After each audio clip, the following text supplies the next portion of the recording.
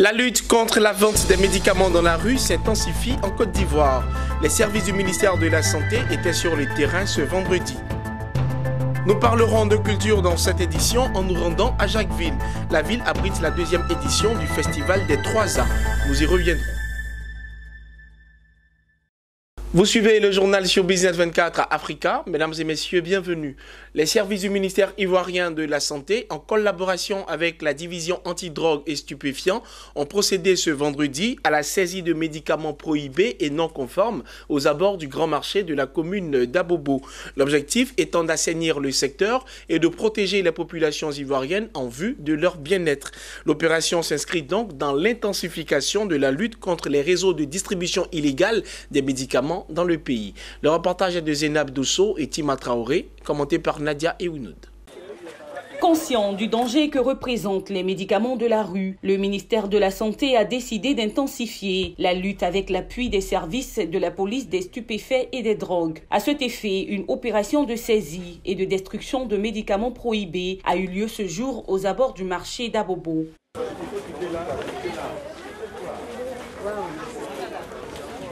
Du métronidazole, des médicaments pour la fièvre.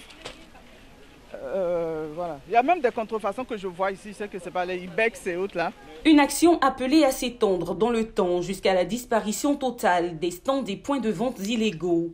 Le ministère de la Santé, à travers le gouvernement, mène cette mission depuis un bon bout de temps. Elle met la pression sur tous les revendeurs de médicaments de la rue, de MKIF, comme on appelle, médicaments de qualité inférieure et falsifiés. Et vraiment, le ministère de la Santé met une très grosse pression. Du coup, nous nous retrouvons en train de faire des ratissages. Parce que ce matin, il y a eu une première opération. Mais vous voyez qu'avec le ratissage, ce qu'on a trouvé, c'est toujours inimaginable. C'est un magasin de dépôt où tout le monde vient stocker des médicaments qu'on vient de découvrir. Donc, c'est un véritable jackpot aussi. Au-delà des médicaments prohibés, les cliniques clandestines sont aussi dans le viseur du ministère de la Santé. Une clinique précédemment interdite d'exercer et continuant d'agir s'est faite à nouveau épinglée. Nous avons pu constater que les règles d'hygiène n'étaient pas respectées et qu'il y avait une insécurité totale pour la population, ne serait-ce que la population d'Abobo qui fréquentait ce centre. Donc nous avons ordonné la fermeture et nous sommes revenus faire un constat. Le constat est que déjà l'ordre de fermeture qui a été donné a été peint. À l'intérieur, il y a une façade qui dit que c'est en travaux, de sorte que bon, on a l'impression qu'il n'y a pas d'activité, mais à l'intérieur, là-bas, l'activité continue. Il y a des sanctions qui sont envisagées. Vous savez, nous sommes en liaison avec la police et avec les aspects judiciaires de la Côte d'Ivoire. En attendant le bilan global des opérations d'assainissement du secteur de la santé, la guerre est déclarée contre tous les acteurs exerçant dans l'illégalité. Il s'est ouvert à Jacquesville, cité balnéaire située à 43 km d'Abidjan, la deuxième édition du Festival des peuples Haïzi, Akouri et Aladjan. Dénommé le Festival des 3A, cet événement culturel entend renforcer la cohésion sociale pour un développement économique de Jacquesville et de toute la région. Mon désir Nascimento Djifini. Loin de 43 km environ d'Abidjan, dans un paysage où il fait bon vivre, s'est ouvert la deuxième édition du Festival des peuples Haïzi, Akouri et Aladjan. Reconnue sous l'appellation Festival des 3A, la rencontre culturelle annuelle de ces trois peuples frères se présente comme une opportunité. Laquelle opportunité permet aux trois peuples Haïzi, Akouri et Aladjan de célébrer la paix, la fraternité et la solidarité, des valeurs entre autres chères à la Côte d'Ivoire.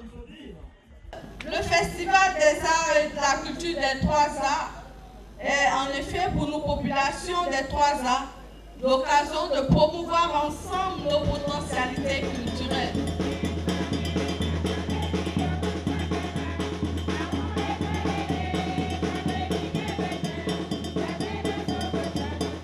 Le festival va envoyer le développement dans notre région et se faire connaître, c'est se développer. Il faudrait quand même montrer les richesses. Il y a plein de richesses ici. Et on a décidé ensemble de pouvoir montrer ça autour de cette semaine. Quelles sont les valeurs des Aladjans, des Akouri et des Haïzi. Donc on avait commencé par le concours de beauté ce soir. Après il y aura les courses de pirogue. Après, il y aura maintenant le théâtre. On va faire un théâtre, expliquer un peu comment on humorise, on va rigoler, d'où on vient, qu'est-ce qui s'est passé. Il faut qu'on connaisse un peu l'histoire de Jacques Ville. Elle est restée pendant 3 mois. L'initiative dont le but est entre autres renforcer la cohésion sociale dans la région est perçue par les autorités locales, politico-administratives au plus haut niveau comme des jalons posés pour impulser le développement de la région.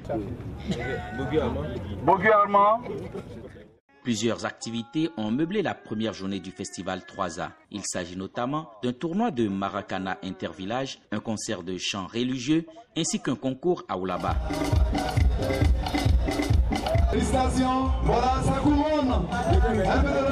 Il faut aussi mentionner qu'un partenaire a mis à la disposition un bateau pour la navette Abidjan-Jacquesville durant tout le festival qui finira le dimanche 18 août 2019. Du 5 au 11 août dernier, la ville de San Pedro était aux couleurs de la première édition du Sewe Festival Musique, dont le but était de promouvoir la ville portuaire et éduquer sa jeunesse sur les plans touristiques, culturels, sociaux et économiques. Certaines sociétés ont associé leur image à cet événement. Parmi celles-ci, l'Union nationale des coopératives d'épargne et de crédit, UNACOPEC, Abel Kouao et Lucien Sbokwa. La première édition du Sewe Festival Musique s'est déroulée à San Pedro autour du thème Jeunesse et insertion professionnelle. Un festival auquel a pris part l'Union nationale des coopératives d'épargne et de crédit de Côte d'Ivoire, UNACOPEXI. La microfinance a présenté sa gamme de produits et services accessibles à tous, tout aussi variés que compétitifs. Entre autres, le crédit, l'épargne, l'assurance. C'est à juste titre que la COPEC s'est associée donc à cet événement qui contribue à la promotion de la jeunesse, à l'entrepreneuriat. La COPEC, c'est 40 ans d'existence aujourd'hui, toujours plus proche de la population, et vive le Sewe Festival pour les prochaines éditions. Créée en 1976, l'UNACOPEXI est organisée en 24 directions régionales implantées sur toute l'étendue du territoire national et 135 agences dans les zones d'intervention urbaines, semi-urbaines et rurales. C'est un partenariat qui va nous permettre d'être plus proches des jeunes, puisque c'est une action des jeunes, avec comme pour parrain donc, de cette cérémonie, Monsieur le Président du Conseil régional. Nous nous sommes sentis en tout cas très honorés de participer au Sewe Festival.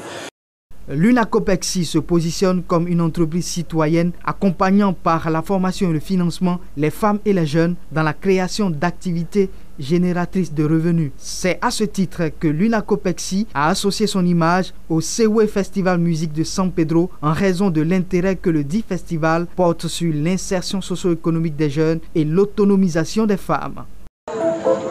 C'est la période des vacances et en pareilles circonstances, ils sont nombreux les jeunes qui s'adonnent à des activités de loisirs. Bonne nouvelle pour la jeunesse de la région du Cavali, la ministre Anne-Désirée Ouloto, en charge de la salubrité et de l'assainissement, a présidé le lancement officiel de 2 tournois. L'un concernant les sportifs âgés de 6 à 12 ans et le second pour les jeunes âgés de 16 ans et plus. C'était en présence des autorités administratives, politiques et coutumières. Le reportage est de Théodore Kanga.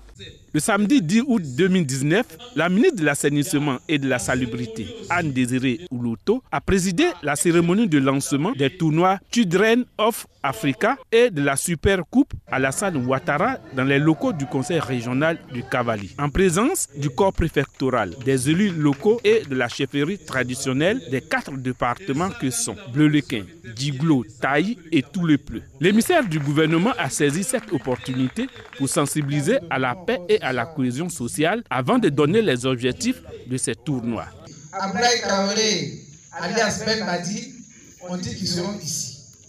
Et qu'ils vont même inviter d'autres ténors du football ivoirien pour vous donner des exemples, des modèles en la matière.